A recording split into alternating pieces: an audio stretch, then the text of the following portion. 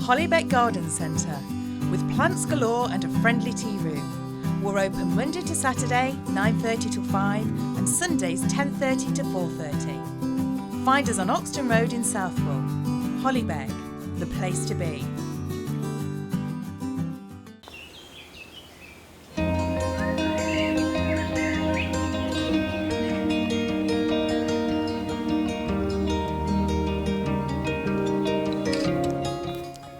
I'm Stuart Dixon, and I believe that gardening is a brilliant way to keep your mind and body healthy. Big or small, gardens can help us all lead happy lives and give back to nature.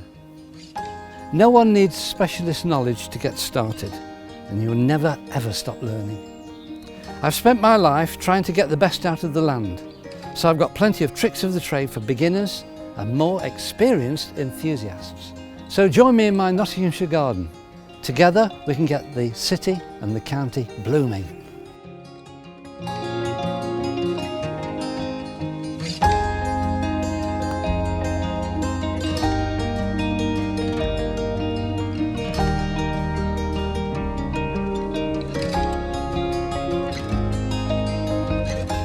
Welcome to the Nottinghamshire Garden. I'm here at Hollybeck Garden Centre.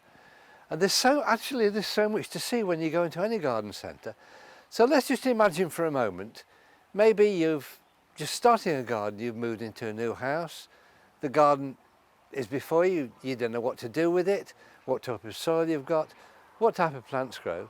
So let's have a wander around and just see if we can pick something out that may suit your needs. You may have a mature garden you just want to fill in with bits and bobs. So let's have a little wander around, see what we can find.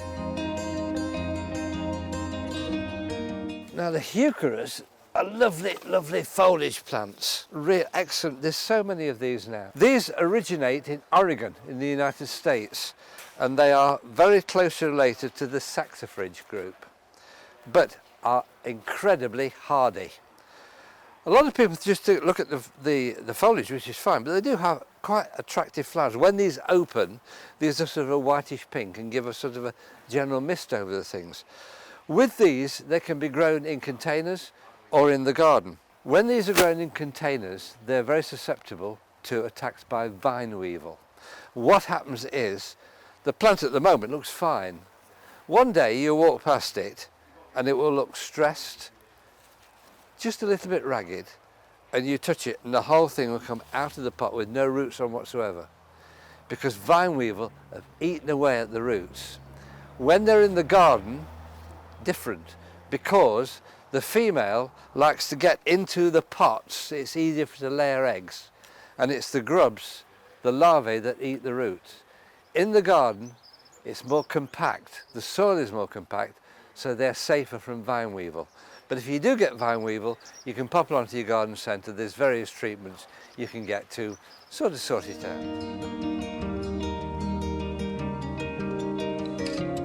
Lupins, quintessential English cottage garden flower, have been around since time immemorial.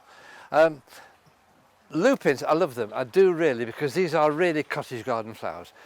There is a problem with lupins because a lot of people say, well, once they're flowered, you've got a big spike of sort of black furry seed pods. It doesn't look really attractive. Simple. When they're finished flowering, cut it off low down, and it will then keep on flowering all the way, so don't let it go to seed. Could be a slight problem with aphids, which is green fly. Again, you can get lots of things from garden centres, or you can do what my granddad used to do, who was a great gardener many years ago. He would mix up some soap suds and just spray the soap on, and it just got rid of the green fly completely. Some of the other plants in it, Scabious, another typical cottage garden flower, does quite well, likes to be in full sun. These tend to be in a light open position, sunny. If they're in too much shade, you'll find they'll grow towards the light. If you want to keep them upright like that, so a little bit more open there. And these, of course, zinnias, which are only annuals really. They're good for popping in if you've got gaps in the herbaceous border. You can put these in, but they are annuals. That is, come the autumn, winter, that's it until next year. Where these are perennial, they'll be coming back year after year after year. So many other things to look at, and as I just look around now, I can see these, which are rhodanthiums. Now these are related to chrysanthemums, obviously, that daisy-like group. These come from South Africa, where they grow in quite impoverished soil, so they need to be in full sun, in poor soil if possible, very, very well drained soil. They're hardy to a certain degree. This year we had some incredibly hard frosts, really later on, and it got down to about -8, -9. That might be a little bit too much for these. So what you could do is you could grow these in containers, or in the autumn lift them and just keep them somewhere frost-free and moist, cut them back, and then when they start to grow next spring, water them, bring them out again. So that's another one which is quite sort of, it is hardy-ish. I know we've got climate change and so forth, but I think it'll be many years before we can get truly Mediterranean plants in this country. Another one, of course, which is the Alstroemeria, coming into flower now, Alstroemeria. Another one which is borderline hardiness. These originate in Peru. These are the Peruvian lily, and the flowers just dropped off there, so I can show you there. Very, very attractive. Excellent for containers, and I would, with the containers, just bring them in somewhere frost-free over the winter. But there are so many lovely hardy things knocking around in this garden centre. Over here, oh, they've got the Acer, yeah, the Acer palmatum. Japanese maples, absolutely gorgeous.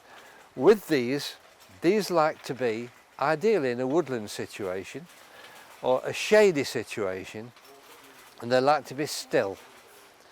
So many people have said to me, oh, with the Acer we've got them and they've gone all brown around the edges of the leaves. And I said, well, where are they? Well, they're in a container on the patio in full sun.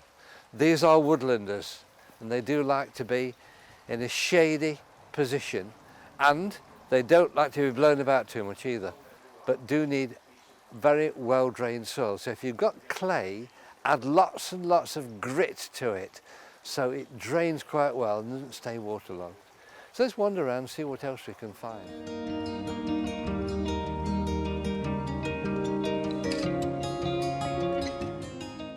Leucanthemum.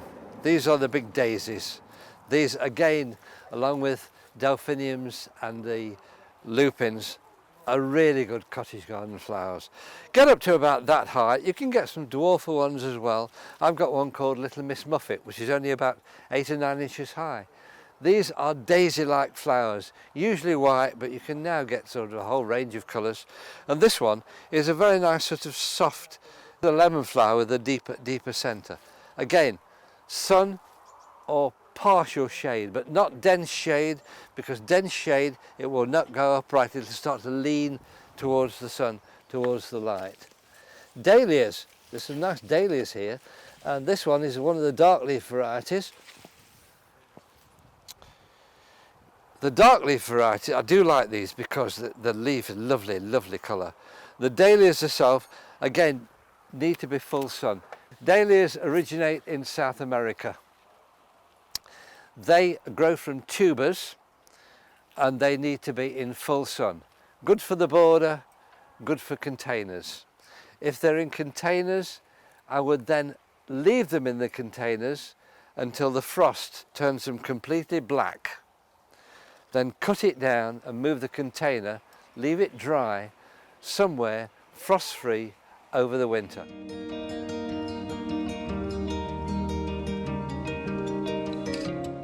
Hydrangea. The key is in the word hydrangea.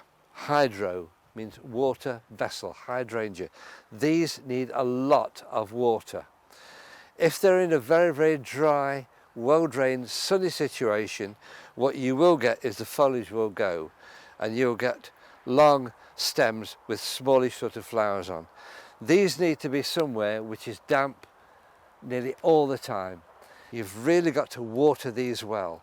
But if you can get the position in the garden, which can be slight shade, lots of water, these will make such a tremendous feature in the garden. They will get up to probably about, from there up to about that height with a spread of that much. A lot of people say, how do you prune them? You can, if you wish, in the autumn, cut the whole thing right down to the ground, and it will survive. It'll grow quite well, but you won't get any flowers, not here, next year. What you need to do is I leave them. They're deciduous, that means the leaves will come off and you've got the stems. I leave the flower heads on, the big flower heads. I don't cut them off. I leave them on over the winter because they are useful hibernating areas for lacewings and ladybirds, which is what the gardener needs really. This is like a lavender. You can either buy them at this size or you can buy them in a tray like this.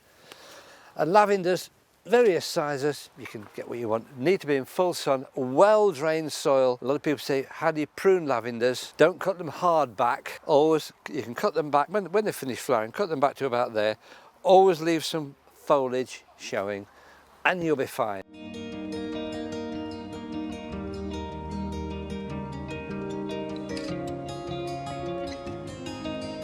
The anemone windflower. This is wild swan. Absolutely love this one. And with these, they can just go into any garden.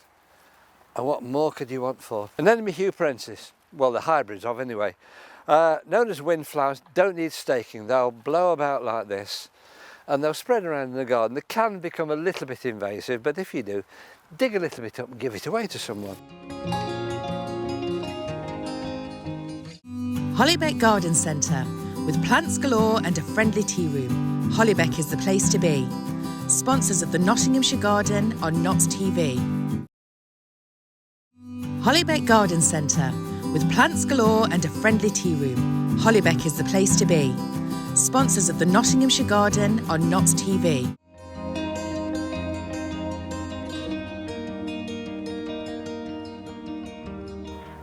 So we're at Lauren again. And Lauren, what are some of your favourite plants at the moment? Well, I've possibly got too many to talk about right now, but I've handpicked a few that I think are looking good at the moment or are soon going to be looking good and are good options for the experienced gardener, but also people who are new to gardening as well. Excellent. So I'm just going to talk through a few of those, starting with the lichness here.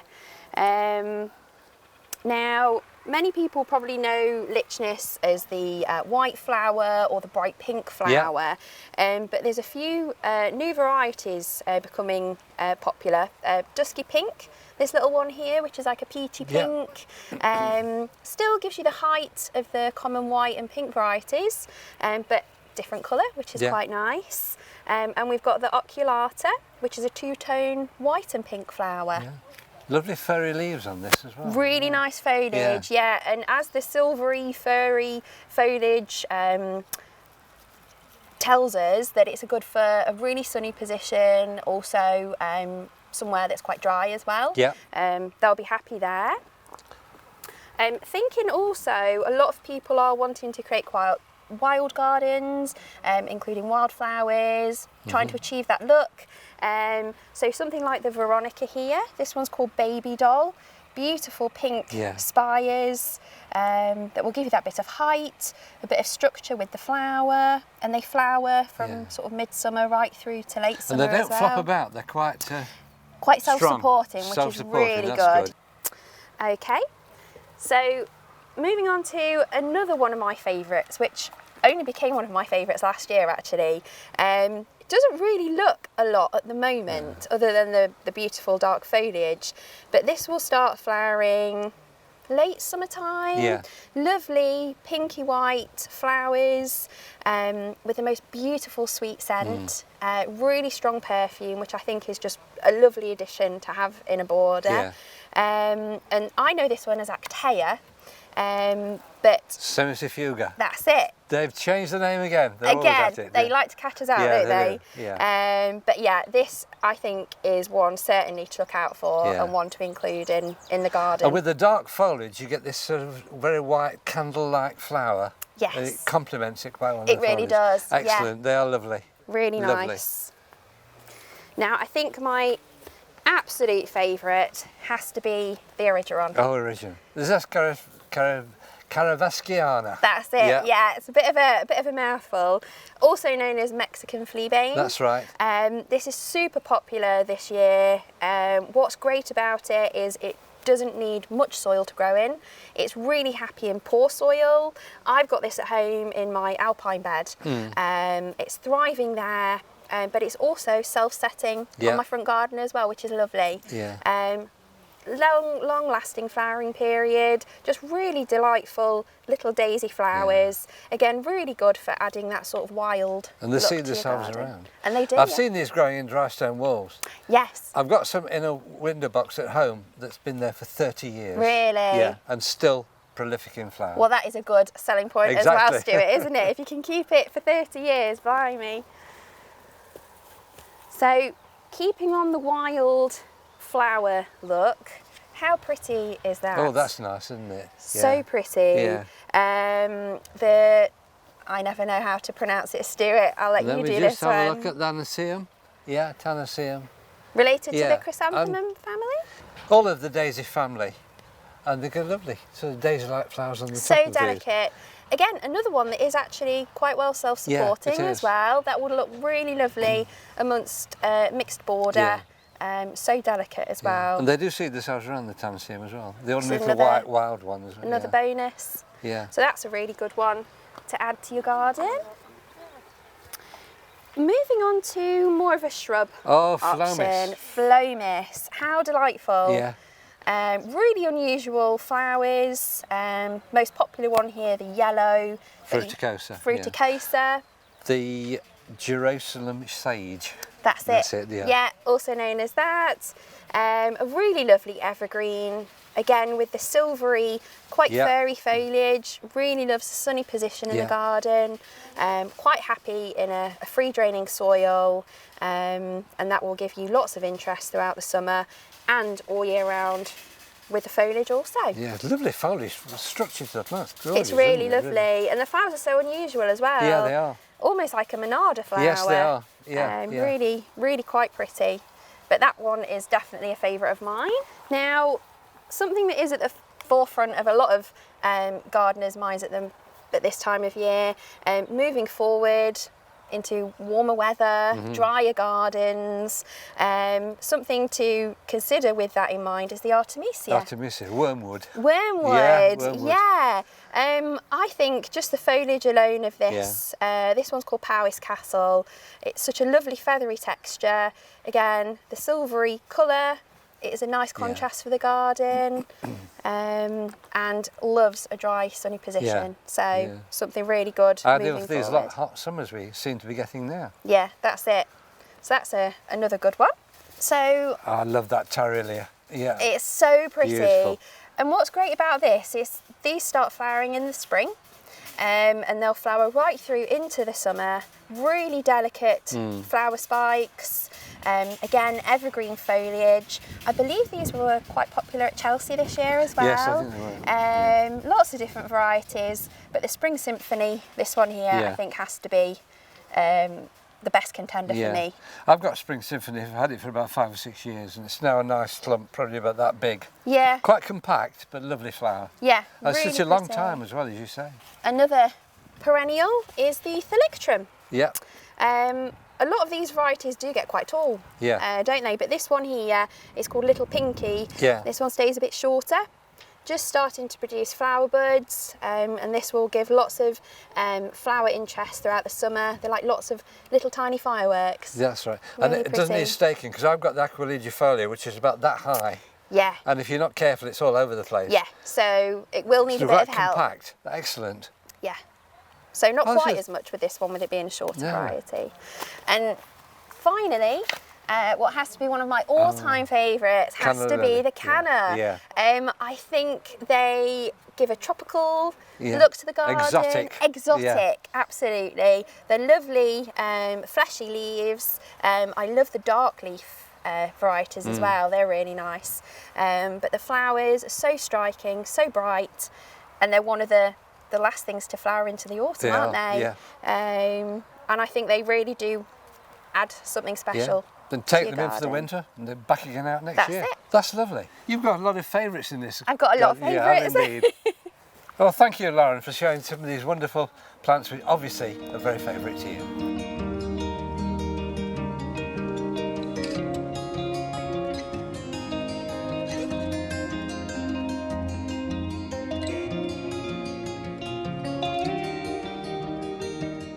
Peonies, absolutely delightful they are really. Makes a statement in any garden. Peonies are very, very long-lived. A peony will outlive a human being. Put them in the garden whether you want them to be and whether you want them to stay. Once they're in, peonies dislike being transplanted.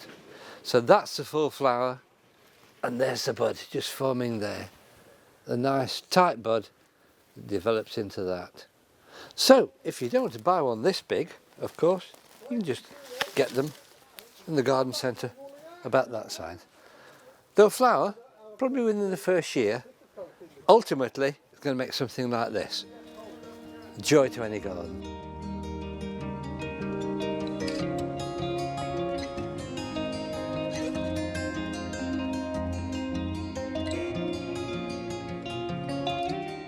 If you want something really exotic in your garden, you could try Brugmansia, original name Datura. These are tropical and would be in the garden, ideally in a container and then taken in over the winter.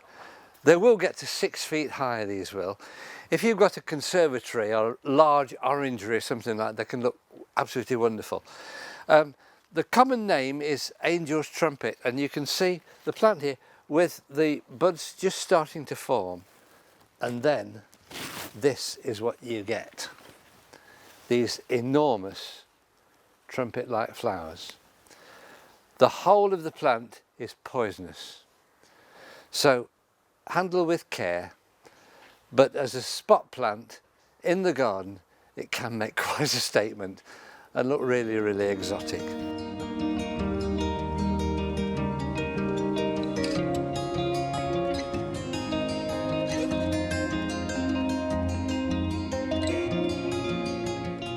Just seeing this. This is Bonica, which is a modern shrub rose. Actually dates from 1923. When you buy any plant, any rose or shrub, just look at the ultimate height and spread, because it won't stay this height, believe you me. Mine at home is about my height and about this wide. Lots and lots of flowers. With no exaggeration, at the moment, mine must have at least 100 flowers on it. So, that's all for the moment, but remember, go to your local garden centre and come to Hollybeck, because there are so many people give you help and advice. Because quite often you go into a garden centre, you could be overwhelmed by it. Just ask the staff, will that grow in my garden? Will that grow in a hot sunny position? Will that grow in shade? There's so much information they can give to you to help you create a really, really nice, beautiful space which you can call your own garden. Join me next time on the Nottinghamshire Garden.